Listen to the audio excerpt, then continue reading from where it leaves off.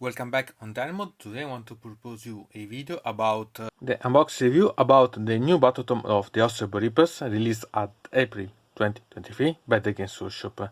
This is something that was needed because we need a refresh about such Battletome, about the House of Boreapus, and we can start to see about the cover that we can see it's not something completely new because we've seen this in previous artwork related about Katakros, and we can find that it's the same that we have in the internal box about Katakros itself, so it's not something completely new. And if you go to compare this to the previous Battletome, we can find that design are different. This is related about the Stalkers with the Mortar Guard. This is instead about Katakros, so much that I was a bit going to fear that it was mainly related about Katakros. Instead, I can dispute it's not such. Still, we can find that they are both beautiful covers, so it's amazing even to keep because it's amazing one. And so now we can go to see about a better such of the Battletome in the way that we can understand better how it's done.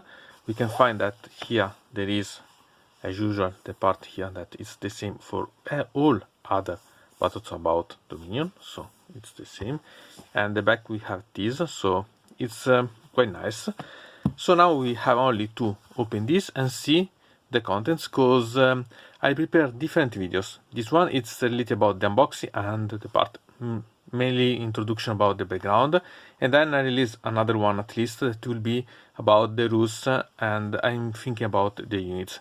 So here we can find everything. Remember that there is the playlist about the release about the rules and so on about the House of Boreapus, and there is also the playlist about my conversion about the crematorians, because I modified an entire army related about them, so that eventually you can find if you're interested about. So now we can open this and see the contents. Here we can see this image that it's amazing. I like such black and white images. And here we can find the Ossifactor, that is the new model released with the Battletome. And here we can find the Gotis Harvester, and here the Necropolis Stalker and the Mortar Guard. Up here we can find also the Morghast. So we can find all the units that are supported by the Ossifactor itself. So it's something that I quite appreciate as thing. And then we can find this, that it's the introduction about the House of Boreapus themselves, and I quite like such one. They are the slow clacking of the scales, their last rattling death seek that scours the land of life. They are the blade of hateful God, a weapon to be driven deep into mortal kingdom. They are coming without rancor, without doubt, and utterly without mercy. But, most of all, they come for your bones. Here we have the contents. Here, imagine about the House of Boreapus against the Khorne demons. I love such fortress, and I hope that in the future GW will release something related, because it would be amazing to at least have some shining feature related about. And then we can go to see about the background itself. Here you have the Blade of Nagash, that is a general description about the House of Boreapus, and I would suggest you to read such parts because are quite nice text about the description about how there is the life against or with the House of Boreapus as such. So I quite like, and these images, some are new, some are old, but they are always amazing ones. This is the same image that we've seen here, but colored, and you can simply think about what you prefer about such, because they are both amazing in my opinion, so it's quite nice. And then we have this, that it's the Macabros Genesis. Here we have the Genesis about the House of Boreapus and their mental assets, I can say, and we can find that with the Necroquake and the Freedom of Katakros by Lady Olinda, we have this taking the power from Katakros itself, and so that they bring to the Soul Wars. This is the characteristical image about the Envy of an Armor Prime Celestant, and this that it's the Nighthound that are going to battle with, so it's a classical one. And here we had the Terminus concept instead, that it's the modus operandi of the Osseborypes, and a short story how they were able to make that the inspiration that brought the population about Shyish and so on was accelerating the fall of the Shyish themselves toward the nadir created by the Necroquake. So it's quite intriguing, this one. Then we have this, that it's an amazing one about how to describe the working of the Osseborypes themselves. And here we have these images that are quite simple, but they have a certain beauty in them. I love such one, because you can see a lot of images that are quite amazing in my opinion. In the Osseous Stronghold we can find about the Storm Keeps, or better the Oss Keep, about the Osseborypes, and so quite a lot of interesting parts related about this, and a bit of the culture of the Osseborypes, because they are not only war, and it's nice to see. And here we have the Beast of Bones, and in these pages we can find really an amazing amount of things, because we can find how Nagash has been beaten on Shyish, that it's something that we can find in the Brokerium text official book, and the general insurrection against the Osseborypes caused by this, so that they are also cited the envoys of the army with the Stormcast Titanas, because they talk about the black armored Stormcast Titanas, so it's them.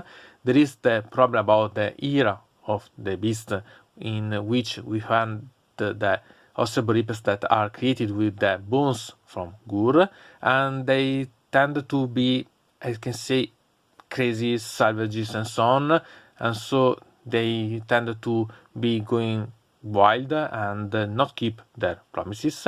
And here we can find also the Avriost, that it's the test based on Ghur itself, and so they found a solution about how to behave, and so they bring their own methods of creating the Osseborypes legions of the Avriost to the other ones, exchange them for souls and other materials that they need themselves. And instead we can find also that other of the legions instead find another way to go against the option to have only the bones of the big beast of Ghur. So they use the Dawnbringers, that are a sort of crusaders, and so they use them as a sort of, I can say, searchlight, so that they make them call back other crusaders and so on, so that they can reap the skeletons and so on about the Dawnbringers themselves, while they call other ones, so to create a sort of farm for bones using them.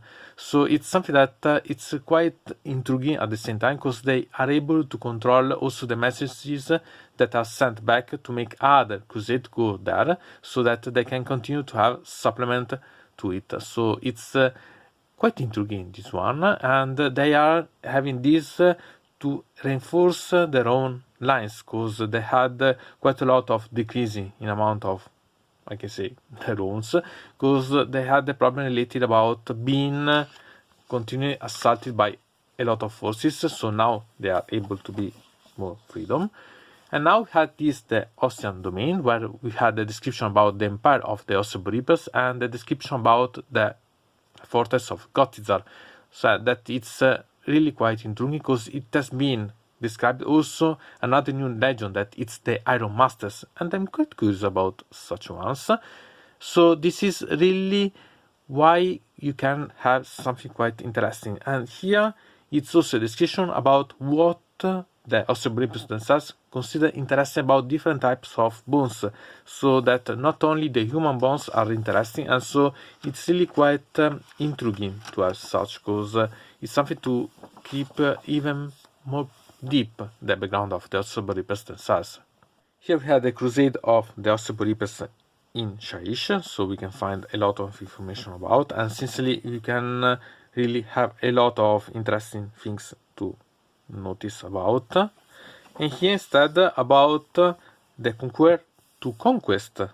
So here we can find a lot of things. For example, here we have the Doves of Chaos, they shoot once, so it's quite interesting. Here we have the Envies of Nedarm that are going to be assisted by some type of Night Hound eventually against the Osseboripes themselves. And here we have something that really you have a lot of information that you have to study, because there are really quite a lot of things that you have to take notice, because there are really quite a lot of things that are quite crazy. And here we have the chronicles about the bones, so we can have the chronicles about the history of the Osseboripes. So there are quite a lot of things. So from the planning and beginning of the Osseboripes themselves, here we have, for example, this that is the Feast of Bones, that has been a set box that has been released in the past, a little about the Osseboripes against the Ogres. So it's quite nice to have the official background here. We have here that it's the Praetorist Conquest, that it's the march of the Catacos to conquer its own territory. So it's about the unification of Shaish, so it's quite interesting. And then we have a lot of other things that are really quite intriguing, because we have really a lot of things, so much that you have really to pay attention, because we can find a lot of problems. For example, here we have the comeback of the Molten Horde, that it was the one that we've seen in the Praetorist Conquest, that it was here, that it was about the comeback of the Chaos armies, maybe related about Belarco, as it's suggested but not said, so I think that it would be quite interesting. And the Molten Horde, it was something that it was under the control of the Hagram Four Eyes, that it has been destroyed by Catacross, but now came back with Corondur, and he tried to conquer the Crematorians. And here it's one of the few steps where we can find a lot of information about the Crematorians. So about how they try to be stealth, how they be, I can say, really quite elaborate, because they plan and so on. They are not to battle directly, and if you understand the style of the Crematorians, it's quite interesting, and so it's quite nice to read. Instead, here we can find how they behave about the Crazy Bones, and so we can find the Havri Host that try to conquer the things related about the Crownspine Incarnates. So you can understand that it becomes a sort of mix of undead and souls. Moreover, it's quite intriguing, because they say that here there is the problem about something that it should be temporary, risk to be something that lasts quite long, because they should kill all the living forms, instead they are going to use the living ones. So it's really quite intriguing, and there are a lot of information that we can elaborate from this, because there are quite a lot of amazing infos. Then we had the Necromantios, that are the rules in the armies about the Osseboripes, so we can find the structure of the command and so on. I'm quite curious about these that are the, I can say, excluded and so on, the pariah, and I'm quite curious to know more about such type of, I can say, modern units type of Osseboripes, because I think that they are really quite interesting to have notice about. Then had the histories about the different legions that are the main ones that we know. So the Mortis Praetorians that are related about Catacos.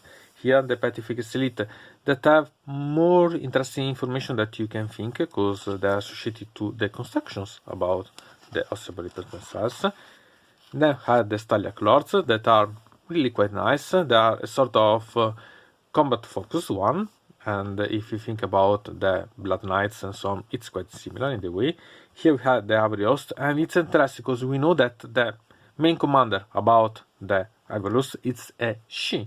It's a technically female. I don't know how they distinguish the male from the female, considering that they morph the bones and so on, but it's good as a female. And here we have a lot of information. It's something that you really have to take notice about. Then we had the Noon Myriad, and here it's something that it's one of my two favorite legends together with the Crematorians. Here we can find that they have plans about Arcan, so they are planning something, and it's quite intriguing to notice that they have such a background, and really they have a sort of I can say librarian vibe for the Osseboripes, these ones, and really it's quite intriguing to see how they are related about Arkan, because maybe they will bring back him like a sort of semi-god or so on. Anyway, it's quite intriguing, this background, and something to read. Instead, about the Crematorians, we can find that it's my favorite army, so it's my favorite legion, so much that I remember you that in the description you can find my playlist about them, because I created a lot of conversion and so on about these ones. And here we can find a lot of information. The fact that more you go on as the background, more they seem like they are going to rebellion to Nagash. Why I say so? Because technically they should make that they should know that they have short life, and so life like this, live like this. Instead, they try to, like you say, try to go around the things about Nagash, so much that they continue to keep and so on and develop things related, and they try also to bring back Safin, because for example with the things that we have seen before about the trying to conquer of the molten horde of the Crematoria, there they bring Safin also one book, and it's quite intriguing to notice that Nagash technically has only 8 books available, so not 9 as it should be. So it's something that you can anticipate and so on, you can elucubrate about such things, but there are a lot of things that are quite interesting, because they are even make stealth missions to try to gain knowledge and so on in various library of so on of the Mortal Wars. So they are Crematorians, and they try to be stealth, and they use their own brain. It's really quite amazing, this one. I love such background, really. Then we have the background about the different units of the Ossibor Reapers. So we have about Nagash, that is say that its body has been destroyed, but it's recovering, and it's quite fast. Here we have Arkan, and in every part that we've seen talking about Arkan, it's said that it's thought to be destroyed. So they continue to give the hint that Arkan should be technically only out of service for now, but it's still available in the future. So I'm quite curious to see how they make this comeback. Here we have about Catacross, so its genesis and so on, and its problem with the battle that it's going to have on 8 peak, because it has been damaged by the sword of Archaon, and so now it has some problems about with its own bodies that continue to be destroyed and so on, and quite fast, because a sort of wound that doesn't heal and influence also the body itself. And so it starts to bring some other options about having the Ossifatto, the Mortis and so on to restructure it. And here we have about the different characters that are not the main ones. So we have about Pokemortian, that it's the sort of, we can say that it's the herald of Nagash, even if it's not a mortal. It's quite interesting. Here we have the Lich Cavallo Xanthos, that it's an amazing model, technically an amazing character, but at the same time it's a crazy one. It's really a sort of fanatical, really. I can call him only fanatical. Here we have the other Mortisan ones, so we have a description of the ones, so the Bone Shaper, the Soul Reapers, the Soul Mason, and here the Ossifatto, they are the new ones, and here they will be having quite a lot of interesting efforts in the future, I think, because there will be a lot. Here we have about the Lich Cavallos and the Cavallo Riders, so it's almost the same as talking about the Hospitalia Clothes. Here we have the part about the other units, the normal ones, so we have the Mortal Guard, the Morghast, so that we see that they are in some way related. Here we have about the construction of the Stalkers, the Mortis Guard, and really something that we see in the book itself. Here we have about the Gothic Sylvester, that I hope that it would be deployed even more about such, but we have a lot more information about the Mortal Clover, so it's something that it's nice to know, at least. Here we have the part about the various miniatures on. Sincerely, I hope that something like this will be brought up by the Games Workshop, because I'm quite curious about having something like this as Chunky Future available. But even if it is not, I suggest you to watch this, because you can gain quite a lot of ideas about how to realize your own eventually Chunky Future about the Ossable Reapers, because there are a lot of information that you can gain from here. And here has also the option to see the different characteristics and so on of the models that it's related. So it's something that it's always nice to see, and to see something ready so that you can have a referral. And these images are amazing. I love such models in the background and so on, so that you can really see how they are and have idea or how you can eventually make the models, for example, with some light and so on. This is done with light, but you can do this the same with the painting and so on. So something that it's quite amazing, or you can use as a referral eventually. So there are quite a lot of interesting things to notice and know better about such army. And really, you have quite a lot of things to see about creating little things. Here about to paint. Sincerely, I prefer my way to paint the crematoriums, and you can find in the description my playlist about. So here it's something that it can be quite useful to understand and paint faster eventually if you are interested about. But okay. So also about the basics you can have quite a lot of information, and then we had the part related about the rules. About the rules, I released a specific video about, but there are quite a lot of things to notice, because we have the battle traits here with the commands, and I anticipate you, they changed how they work, so good to see about the video when it's released. We have the command traits, the artifact of powers, then we have the spell laws, and then we have the legions. And they changed quite a lot, because now there is not anymore the part about the specific command trait, the specific artifact and so on. We have only the main ability about. And so there are quite a lot of things to say about this, and so I decided to create the video about. We had the Path to Glory. Here, sincerely, I don't play such type of game, but it's always nice to see, because eventually it's really quite interesting to improve this one. And there are a lot of rules that you can use for Path to Glory itself, or eventually for some campaign and so on. We have specific battle plan, and here eventually this one you can use also in a match play if you adapt eventually some little things, but it's quite nice. Here the Voskul battalions, and here sincerely I would have hoped that this would be the core battalion, so that it's something that you can play with instead of being technically related about the Battleton but Path to Glory part, because there are quite a lot of interesting things that could be amazing to use and so on. Okay, but it's so. Here we have the grand strategies and the battle tactics. Here the core battalions. And okay, I see in the specific part about. And here we have the part about the rules, about the different units and so on, that can be really quite nice. So here we have a lot of information to look at, and there are quite a lot of things to see. And really I'm quite thinking about having all in the rule part or separately in different videos, but there are quite a lot of interesting notice for each unit to analyze and so on, so much that I'm quite curious if I'm going to release also a book about eventually how to play with some combinations and so on, but I need more time for that, because I found some of the options, but there are quite many more options available.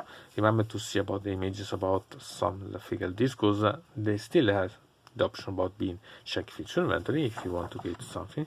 So it's something that it's always nice to see. And as you can see, it's quite full of things that you can read and so on. I would have preferred to have some more units, because I'm still missing the archers, really. Here we had the part about the points. About here, you have to remember that you don't have to worry, because you have also the app of Age of Sigmar available for both iOS and Android, where you can find the updated points and the bow scrolls. So not the rules about the legends and so on, but these ones, yes, and they can change along the time, and it happened in the past, so it will happen in the future. So have the thought about such referral, but not being crazy about such. here the bytecode that you see, and here the code to use in the grammar part to make that you can make that you have the access to the online part of the Bataton, so that you have the parts itself useful. So here we have something that it's really quite amazing. So what to say about such Bataton? I think that it's really quite interesting, and it's worth. Sincerely, I would have hoped something more, because I would have hoped that there will be the archers, or at least some, I can say, troop to shoot and so on with something else, other than simply the Gothic vest and the Mortal Grove. But still, it's something that we have to keep like it is. We have only a single archer in all the army, but okay. Anyway, this it's the part related about the background and some general one, so that you have an idea of what it can be inside. I think that even if you're not interested about the rules, about the background, it's quite full of things, and there are quite a lot of information that you have really to notice, because I told you about a lot of parts, interesting part about the background, but there are even more that you can have the referral, and if you read, you can find that not almost each line, but almost, it's really full of information about the Ossebo Reapers that are or new or at least in the same place. So it's quite interesting and really quite rich of background, otherwise not so common, because there has not been a lot of listening about the Ossebo Reapers themselves as novels and so on, but this can make it much deeper to the knowledge about, and I quite like. Anyway, from Dynamod it's everything. I invite you to put a like on this video, to subscribe to the channel, to ring the bell, and to comment this video if you are interested in something about this video, or you want to suggest me some arguments for other videos. I hope to see you again to the next time.